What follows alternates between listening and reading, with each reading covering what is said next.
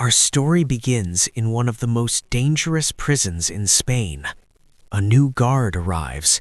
His name is Oliver. Two guards give him a tour of the prison to help him discover the place.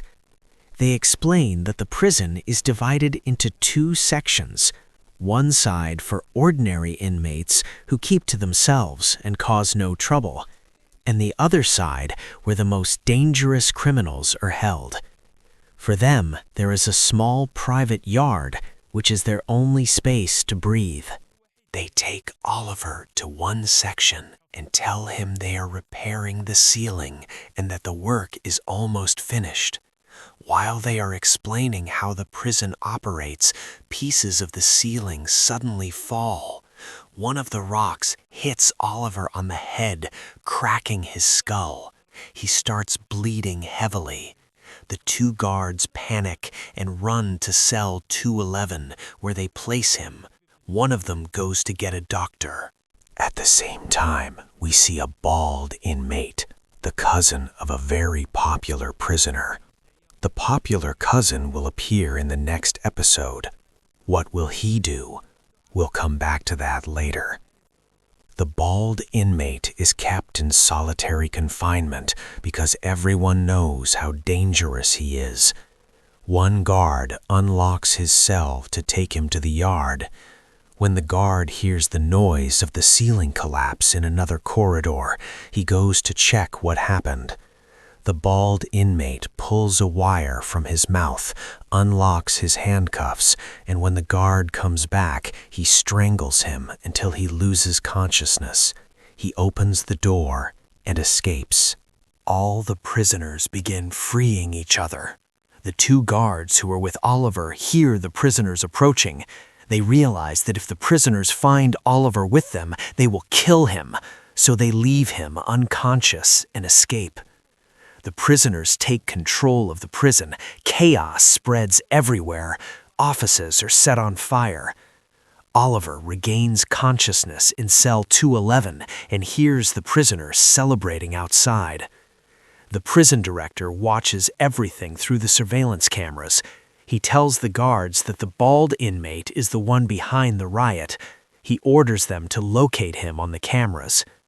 Inside cell 211, the bald inmate enters and sees a stranger who doesn't look like a criminal.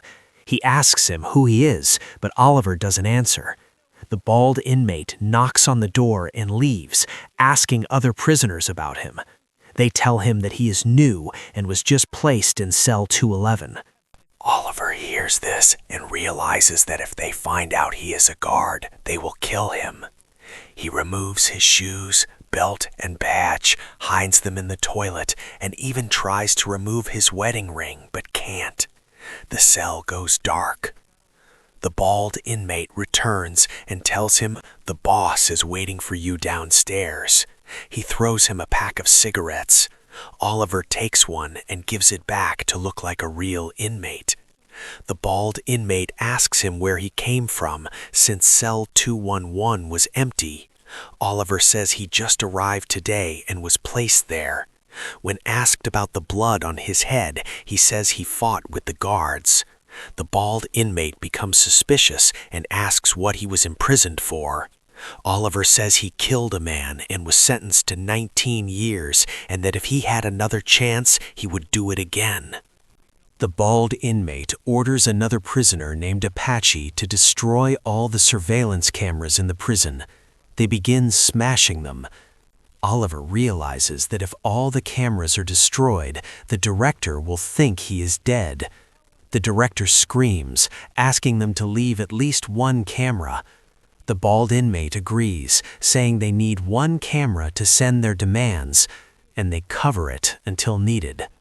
To gain the bald inmate's trust, Oliver volunteers to climb up and show the guards on camera that he is alive. But guards in the control room see him. One of them, Anshel, says they should let the prisoners believe Oliver is one of them. The bald inmate is still suspicious and brings Oliver to confront the guard who caused his injury. They pretend not to recognize each other. Oliver denies it was him. The bald inmate hits the guard with a baton and orders him to leave. Meanwhile, the prison director calls for special forces. They surround the prison and wait for orders. The deputy director, Angel, explains that there is no negotiation and that the special forces are ready to storm the prison. But the director worries about 3 political prisoners inside. If anything happens to them, the country will explode. The media arrives, and news spreads that the prison is in chaos and that 3 important political prisoners are inside. The bald inmate knows they are the government's weakness and plans to use them to achieve the prisoners' demands. The prisoners celebrate and chant their support for the bald inmate. In the control room, the director realizes the situation is out of control. A government negotiator named Ernesto is sent to negotiate. He receives a file about the bald inmate and learns that he is the cousin of a very famous prisoner who once led a massive prison riot. Oliver helps write the prisoners' demands: better cells, family visits every 15 days, and a permanent hospital inside the prison. The bald inmate explains that a prisoner once had a brain tumor, but the doctor said he was lying. The prisoner suffered and died. And a brief pause for suspense. Oliver sympathizes. He explains that he killed a drug dealer who murdered his younger brother. The bald inmate feels compassion for him. Ernesto speaks to the bald inmate over the radio and asks him to come outside to negotiate. The bald inmate refuses and demands that Ernesto come inside and uncover the camera for safety. Ernesto agrees.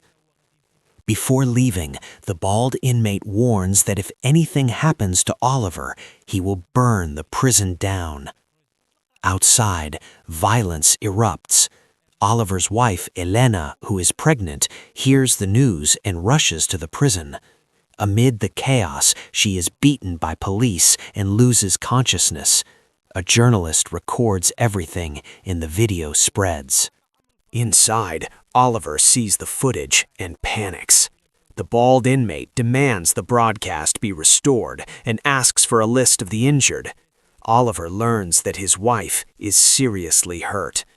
Later, the bald inmate learns the truth. Oliver is actually a prison guard. When Oliver hears that his wife and unborn child have died, he breaks completely. The prisoners turn on him. Devastated, Oliver kills one of the officers, returns to cell 211, and tries to take his own life, but fails. He reads a message on the wall, left by a prisoner who died from a brain tumor that no one cared about. The government finally agrees to most of the demands. Oliver steps forward and takes responsibility for everything, demanding that a minister publicly announce the acceptance of the prisoners' demands. The special forces prepare to storm the prison. In the final chaos, gunfire erupts. The prison is finally taken back by force.